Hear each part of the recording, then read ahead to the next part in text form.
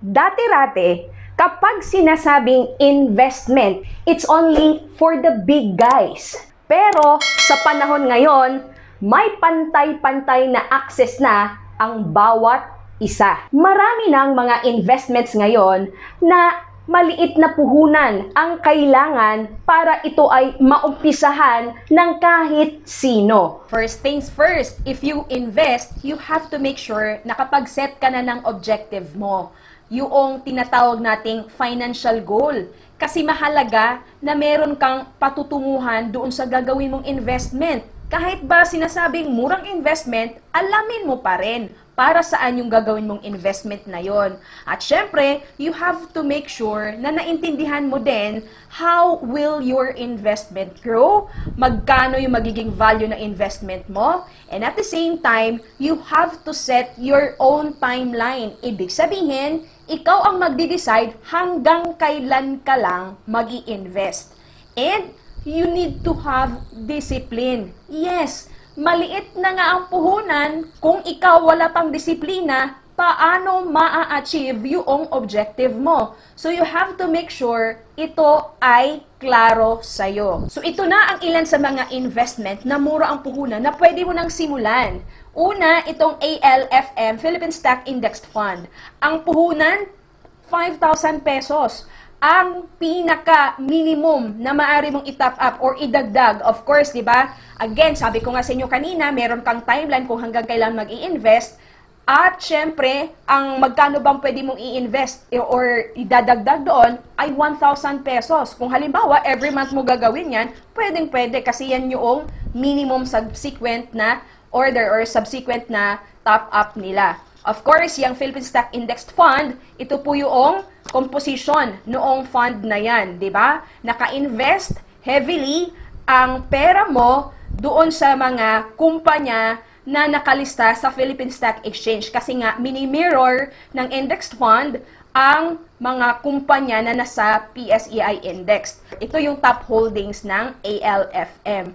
At pangalawa, maaari ka ding mag-invest doon sa tinatawag nating Soldivo Bond Fund. So ito naman ay syempre, kumbaga kung medyo conservative ka and syempre gusto mo pa rin mamuhunan, maaari kang makapag-invest sa Soldivo Mutual Fund. Ang minimum na maaari mong i-invest dito, minimum initial investment, ay 1,000 pesos.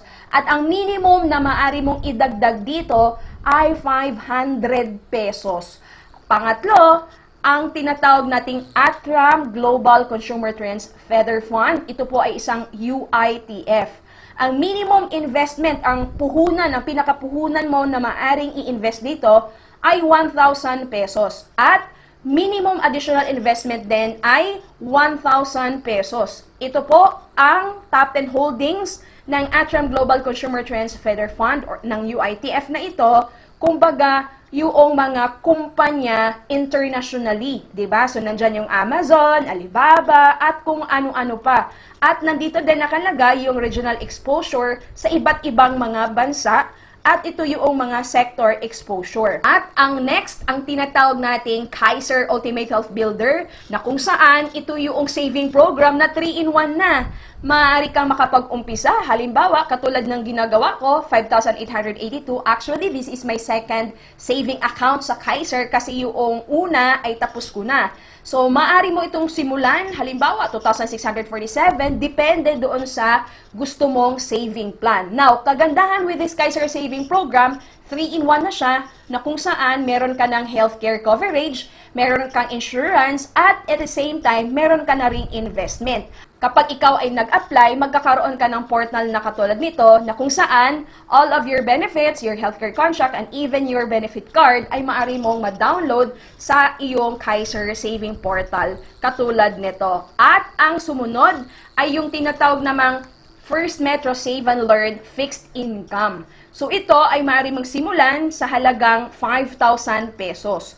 At ang minimum na additional investment dito ay 1,000 pesos. Dito po naka-invest ang First Metro Save and Learn Fixed Income. Ito po yung top 5 holdings na kung saan nakalagay ang pera mo. At ang sumunod ay itong tinatawag naman nating Most 18 with PDF or Premium Deposit Fund. So itong Most 18, Syempre, ito po ay isang term insurance na kung saan meron po siyang PDF, meaning meron siyang investment side. Now, meron akong face amount na 1M, syempre, mura po yung premium nung aking face amount na 1M. At syempre, dahil meron tong investment side, maaari kang magdagdag dito. Minimum na maaari mong idagdag sa investment side ay 1,000 pesos. Doon sa iyong most 18 OPMS, makikita mo yung dinagdag, kumbaga yung iyong additional investment, makikita mo sa iyong OPMS. At ang sumunod naman ay itong Sun Life Prosperity World Equity Indexed Feather Fund. So, ang maaari mong i-invest dito, ang minimum ay 50,000 pesos. At kung ikaw ay magdadagdag, ang minimum na maaari mong i-top up ay 10,000 pesos. This Sun Life Prosperity World Equity Indexed Fund allows you to diversify your investment portfolio by investing sa global companies across developed and emerging markets. So, katulad nito, makikita natin na ito yung mga top 10 holdings nila.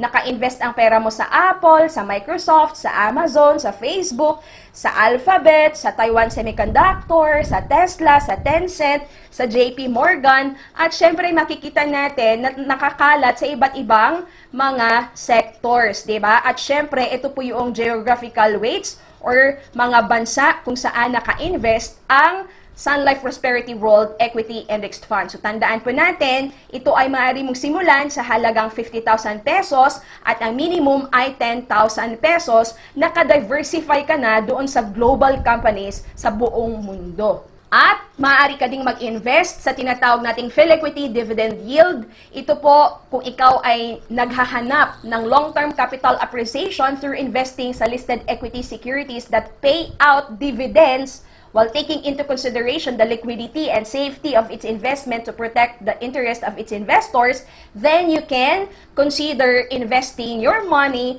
dito sa Philequity Dividend Yield na kung saan ang minimum na maaari mong i-invest dito ay 1,000 pesos at take note, 500 pesos naman ang additional na maaari mong i-top up dito. So makikita natin sa kanyang top 10 holdings, these are the companies na kumbaga meron tayong matatanggap na dividend. Of course, that dividend, it will form part doon sa kabuuan ng investment natin, kumbaga doon sa kanyang magiging investment value. So makikita natin, nandito yung Manila Electric Company, PLDT, SM, Ayala, JG Summit, Globe, AREIT. So nandito na po, no, yung mga kumpanya na yan na kung saan nasa portfolio na nitong tinatawag nating Philequity Dividend Yield Fund. So, paano natin masisimulan yung lahat ng yon? Alam niyo po ba ang pinaka-convenient? Maaari mong simulan ang lahat ng mga murang investment na yon sa loob lang ng iyong bahay. Yes! Bakit? Hindi mo na kailangan pang isa-isahin, puntahan yung mga kumpanya na banggit ko sa inyo.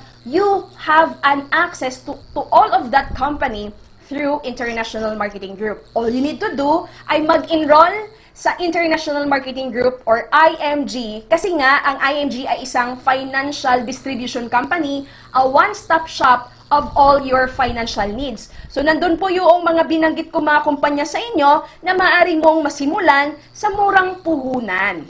At ang kagandahan pa, once you are in IMG, meron kang access sa lahat ng mga kumpanya na yon at meron ka pang updates. Ibig sabihin, hindi ka lang mag-i-invest. Kung hindi, you will be updated of all the investment na meron ka kasi from time to time, nagbibigay po ng training. Yung mga kumpanya na yon, for us mga investors, malalaman natin kung saan papunta yung mga investment na meron tayo. So yun ang maaaring maibigay sa iyo ni IMG. Of course, you will know more kasi magkakaroon ka ng financial education, execution platform kasi nga magkakaroon ka ng access dun sa mga nabanggit ko na kumpanya sa iyo. And of course, continuous yung magiging kaalaman mo para mapadami mo pa yung investment na meron ka.